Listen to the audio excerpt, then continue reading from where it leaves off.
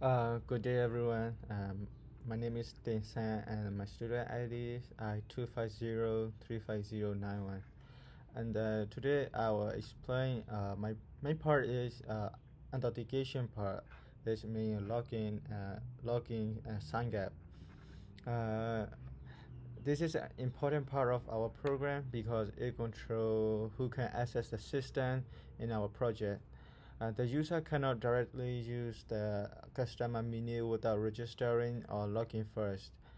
So the authentication system allows user to create an account, login with their name and password, and then access the supermarket functions such as viewing items, adding items, adding items to cart, and making payment.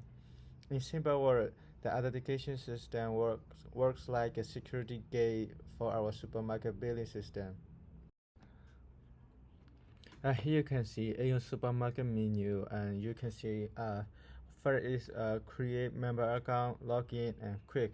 And if you choose one, uh, it will bring to register. The system will ask you to enter username, so I entered instant, and the password. So member account has created successfully. So I will going back to login. And so send 90. So I register and log in successfully to the users into the system. Now I will check some error controlling system. Here I'm going to back create with the same username. Dinsan and written password. I see the system show username already A6, so there were no duplicate username.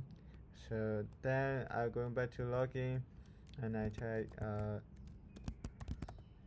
different name.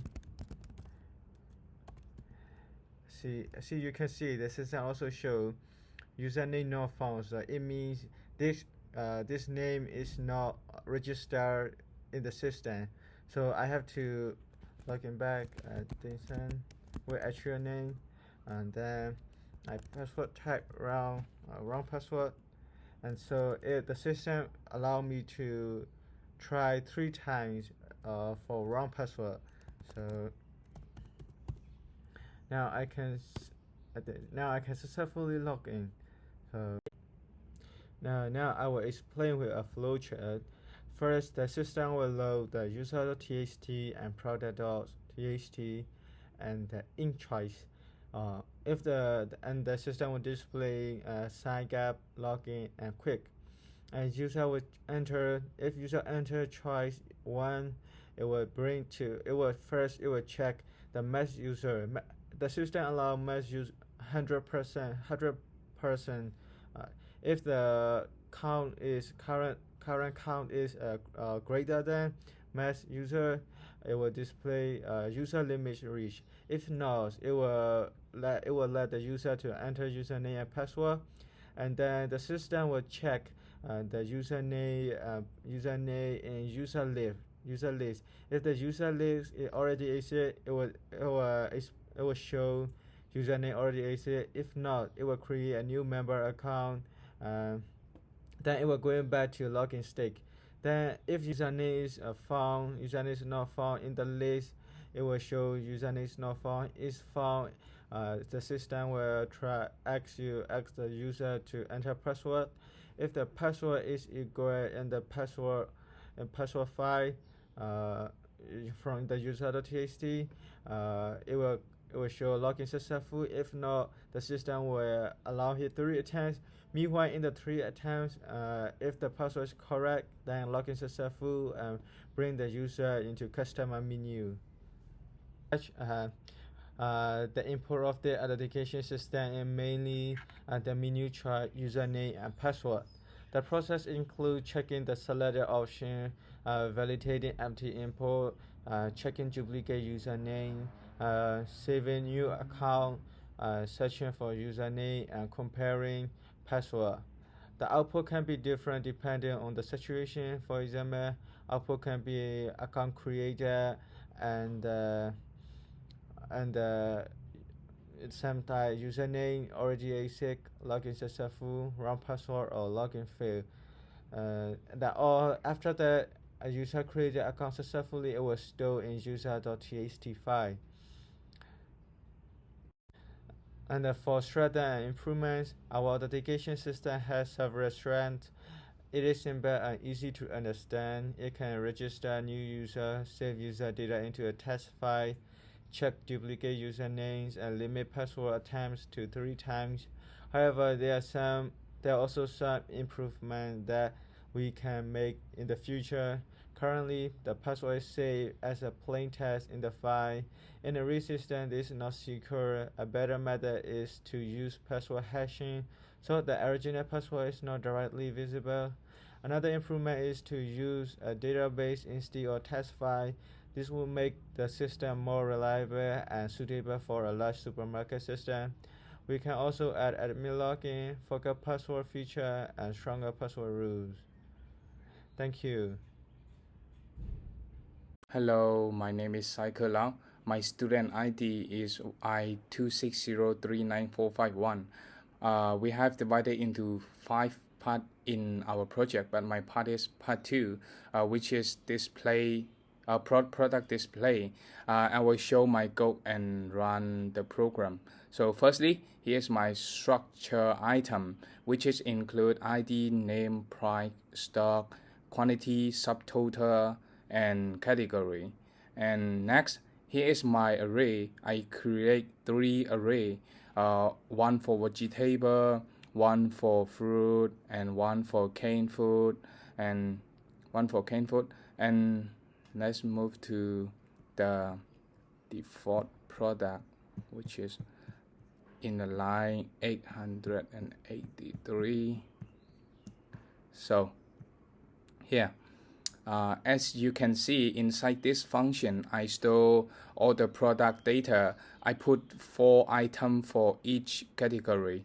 First one is cabbage, carrot, and beetroot and long beans. And for the fruit, which is apple, banana, orange, grape included. For the canned food, as you can see, tuna, baked beans, and sweet corn and mushroom. So let's go to the main function, which is on the line 1091 here. As you can see, we have 5 menu. We have 5 menu in the main function. For the first one is choose item by category. For second one is display all item. Third one is view card. Fourth one is make payment, and fifth one is logout. So as a programmer, you have to think of user can enter 0 or maybe 6. So here is the maximum. We have a choice is 1 to 5, right? So if they enter 0 or more than 5, we have the output like invalid choice and please enter 1 to 5 only. So if they are still doing mistake repeatedly, the output will show this repeatedly also. So I will run my program and test for you. Here,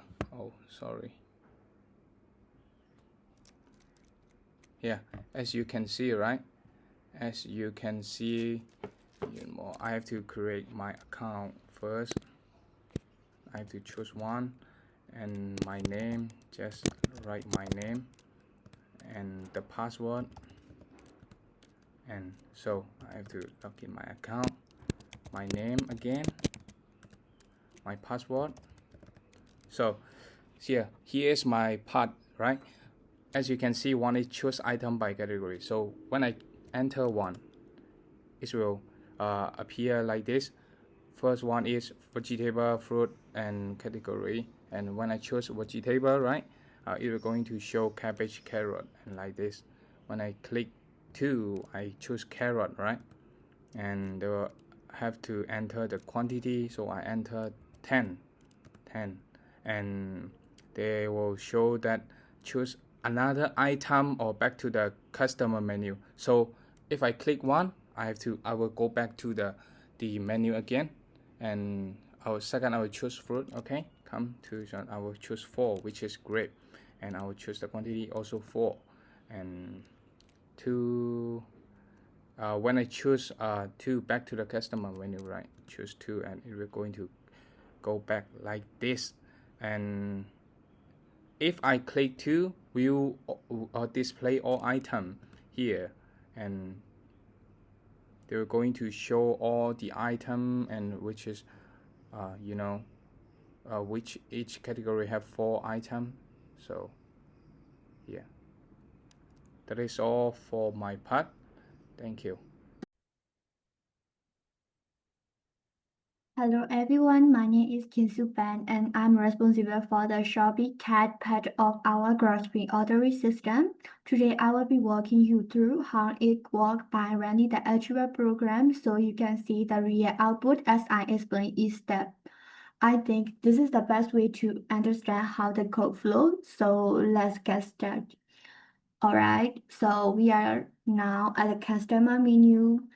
I'm going to select the option to add an item to the cart, and this called my add to cart function.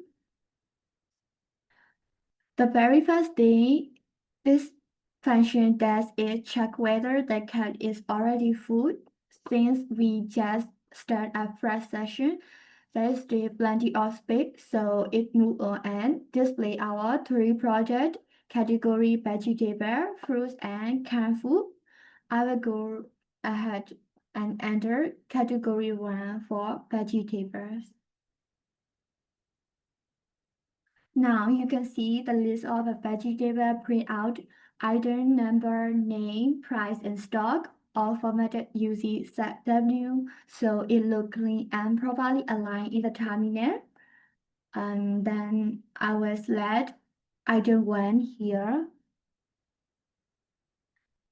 Before anything else happens, the function check if that item is out of stock. Since it is available, it asks me for a quantity. Now, this is something I want to highlight.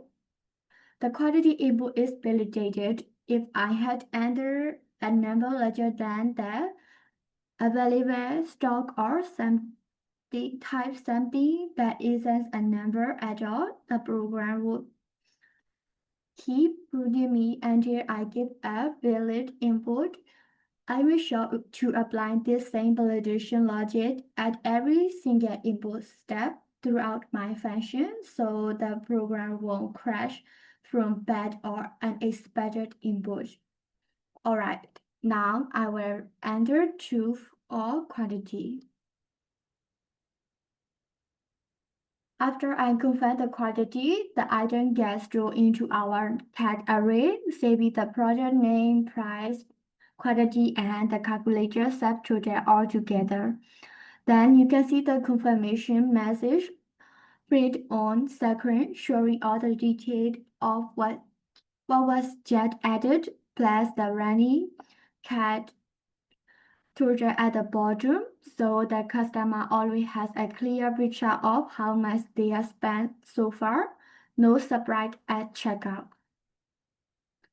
Now the program asks whether I want to add another item or go back to the main menu, and I will choose to continue shopping. This time I will pick from the fruit category. Same flow again. Category shown, list item list printed. I selected an item, enter the quantity. It gets validated, and then it is added to the cart. The running total has now updated to reflect both items. This loop continues for so as long as the customer wants to keep shopping, which is exactly why I wrap the whole function inside a do while loop. It keeps going until the customer decides to stop.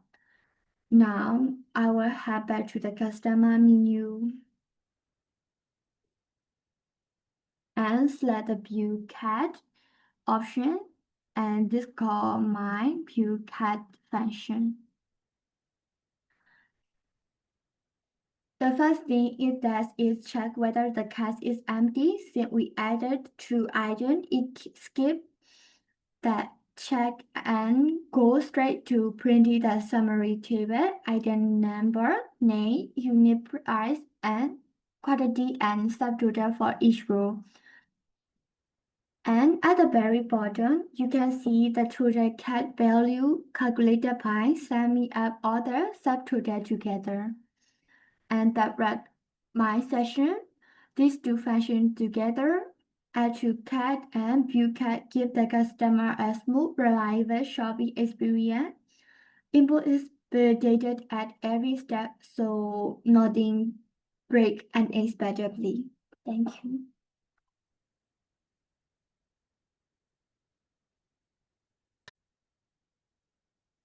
Hi everyone, my name is Nanatat. I will be presenting my part. Today I will run the program live and explain the full function that we're on. Okay, the first function is called add item category. So basically when the system load all the product, this function sort each item into the right group. We have the 3 group, vegetable, fruit, and canned food. It checks what category the item belongs to, then put it the correct list. It also makes sure we don't add too many items by checking the limit before adding. There is a simple function, but really important. It's keep all our product organized from the step. The second function is get category data. This one when a customer want to browse product, the customer pick a category, let's say fruit or choose a fruit, and this function find the right list and return all the item in list. Instead of copying all the item, it use a pointer to point directly to the list. This make it faster and useless memory. Now let me show you how it look when we actually run the program. I'm going to change the program. There's a program. Okay, that's a program is running. I will log in as a customer. So I'm going to choose a number 2 to log in, put a name, and then password. Okay, that's a login. I will browse and add some item to cart. So choose a one to choose some item. One is vegetable. I want to choose a carrot. So quantity is how much you want to add, and then you need to look at limit or quantity. So I want add 15. Okay, there's a quantity and subtotal amount 42. So move F, and then I select the, and then I will go to the checkout for payment number 4. Let's confirm the payment. I select the payment method and another amount, cash, another amount 45. Now what happened? The generate receipt function is run. Confirm. There's a receipt function. You can see the receipt print here. It shows the receipt ID, taken time, customer name, and each item, and the quantity and price, the test, the total, and chain return. You can see the all in there, the receipt. And then I will show you the order test. I want to show you order test. There is the order test. The order test is, and there is the order test. Every single item that was bought in save here as row with the data, customer name, item name, quantity, and price. This is useful if the admin want to check what was sold. Okay, and the last one is restore stock. The last function is restore stock. After each sale, there is a restore stock. After each sale, this function checks if any item is running low. If the stock goes below a certain level, it automatically refills its bucket and show a message saying the stock has been restored. Like that. So this way, the store never quietly run out of something without any notice. So my full fetching handle sorting product into category, showing them to customer, saving receipt and order record, and keeping stock level top up. They are the part that keep the store running properly behind the scenes.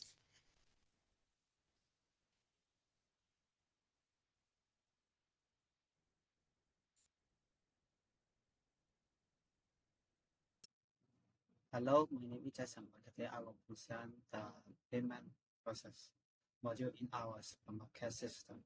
The module is the final step where the user can complete the purchase after adding item into the cart.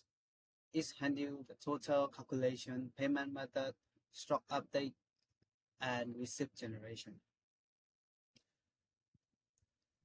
First, the system checks whether the cart is empty. If there is no system item in the payment, the process will not continue, and this ensure the system only the process virtual transaction.